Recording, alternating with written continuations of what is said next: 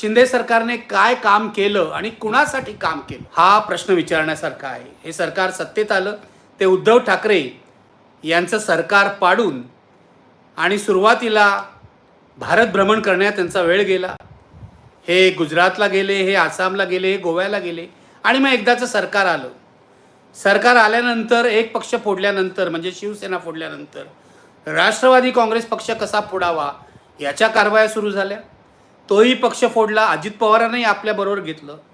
या सगळ्यामध्ये काम करायला वेळच मिळाला नाही. म्हणून मग आता शेवटच्या अधिवेशनात या सगळ्या टर्ममधला अखेरचा अर्थसंकल्प असताना लोकांवर भडीमार करून, लोकांवर आश्वासनांचा भडीमार करून लोक आपल्याला निवडणुकीच्या वेळी मत देतील असं मानणं हा शुद्ध गाढवपणा आहे. पण राजकारणी हा गाढवपणा कायम करत असतात.